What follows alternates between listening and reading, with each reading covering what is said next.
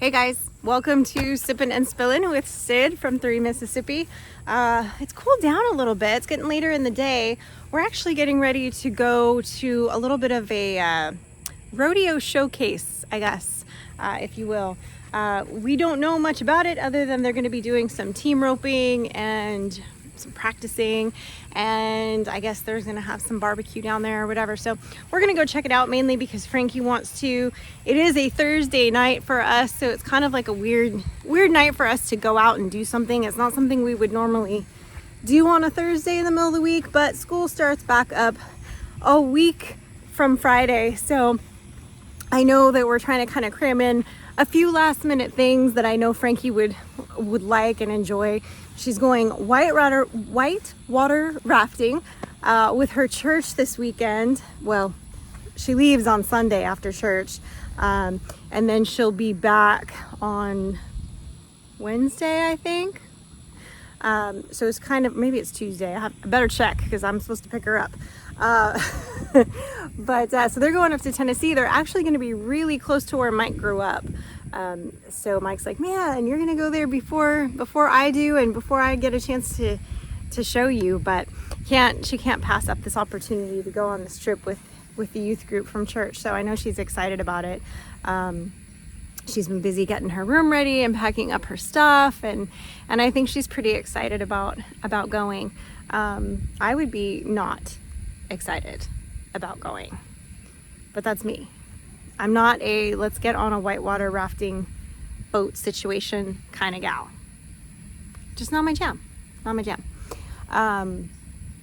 So she's excited about that. And then in the fall, I know they were supposed to go to something where you stay in a cave overnight, but that got moved into the fall, and they're doing the whitewater rafting trip first. So I know she's excited about going, and she likes everybody in the youth group and all her friends and everything. So I know she's excited about going, and I'm happy for her to go. It'll be nice to have a couple days of reprieve. Not that she's a hard kid to handle or anything, but you know how it is. The house gets busy. It's just when she's not there for a couple days as a mom, you get a little bit of a break. I don't have to worry about, maybe cooking quite as much, and he and I can kind of maybe watch something on TV that we wouldn't really watch if the three of us were going to sit down, so not that she hangs out with us that much in the evening anymore like she used to. Sometimes she does, but just a little downtime, I guess, a little alone time. But that's if I can pry him away from his garden. We'll see. Maybe I can. Look who's running up to me. He's like, where did you go, Mom? I just saw him. Now I can't find him on the camera, but he's running, or he was somewhere. God, he just blends right in. I can't even see him. Anyway, I see Bunko when I look right there, but for some reason, there he is. Okay, he was running at me full speed, and then he stopped because he's I don't know, stalking something. But he's got to follow me around when I'm walking around or out here. But yeah, guys, I'm excited to go to this little rodeo shindig tonight. That'll be kind of fun. And then, tomorrow we're back at it with the farmer's market. I've got a bunch of bread I've got to make. In fact, when we get home tonight, I fed my sourdough starter, and I've got to make the dough tonight. And so I may sell some of that at the farmer's market. I'm on the fence about that. I'm going to kind of see how well it rises. I had to switch flours and brands of flour, and I couldn't find the one that I liked anymore that was rising so well. Plus it was really cold in the house, and I couldn't put it into the mud room where it was warmer because I had ants get into it the one day. So even though I had it all sealed up, I was not happy.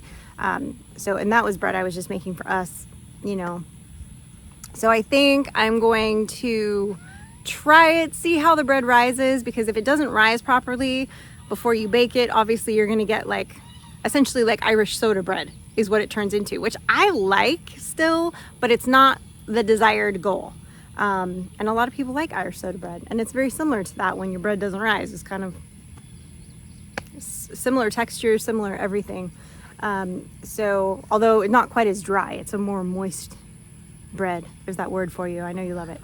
But you know, it's okay. It's all right. It's good. So I think I'm gonna give that a try. We'll see how it turns out. I got some new flour at the stores, what they had, and I looked at ordering flour online. Mike was like, just order it online. I'm not gonna pay. Literally, some of it was like 4 and 5 times what I would pay for it at the store to get it from like Amazon or something. That's not gonna happen. I'm not gonna do that. It's not a thing. So that's just not feasible, in my opinion, to pay that much for it, especially if you're trying to, you know, turn around and sell it at the farmer's market. You don't want to be, I mean, there would be no profit on that if you're paying that much for flour, you know. So it's just, you can't. So anyway, we'll see how this new flour that I got, how it rises and how it's doing. Tonight I'll make that dough and I'll check it in the morning and see if it's happy or not. And then I gotta punch the dough down and separate it out into the loaves, and then I let those rise for 8 hours and then bake the bread.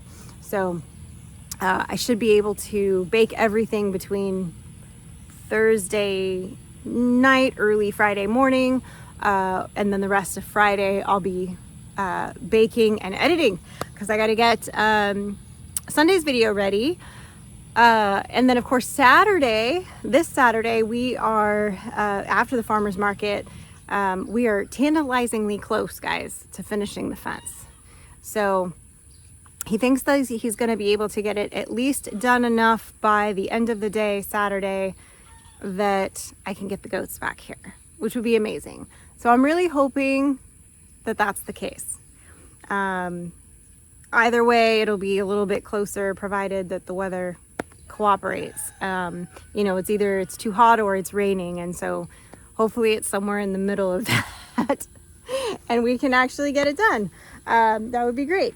So Bunko's over here batting at my feet as I'm walking around, but that is the game plan for this weekend, to try to get all of that done and you know, maybe even get the animals moved this weekend. I don't know. We'll have to see. Maybe Sunday. Although I do have a meeting at church Sunday afternoon, so I'll have to see.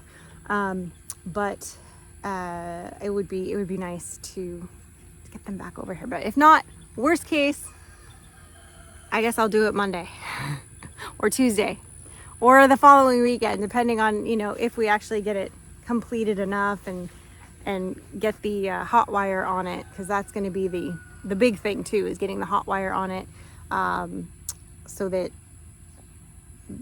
it can, you know, keep the deer out of the garden and keep the goats in. Although my goat is not much of an escape artist, that's just not her MO. However, being in a new place and being away from me for so long, I don't know how she'll react. So we'll see. And then I would imagine that, you know, her two, they're not babies anymore, they're, you know, a year old themselves. I would imagine they would kind of just follow suit with whatever she does, because they kind of just stay together. So so we'll see. We've got the weather and the girl. So we'll see how they do, you know, getting settled over here. Hopefully they'll do well, and then we'll have the new puppies, which I still have not revealed the names to you guys. We are getting a boy and a girl, Anatolian Shepherd, from my friend. They are 8 weeks as of this last week, and they are ready to go. So just making sure I didn't just step in a giant anthill, because it softened right as I walked in it, and I got a little nervous for a second. So the last thing I want is ants in my pants, right? We don't want that. So I've been teasing their names for so long, and I will tell you guys this. I'm not going to tell you their actual names here and now, but I will spill this, because this is Sippin Spillin. I will spill that both the names are names for things in Native American languages. One of them is Chickasaw, and one of them is oh my gosh, it just went out of my brain.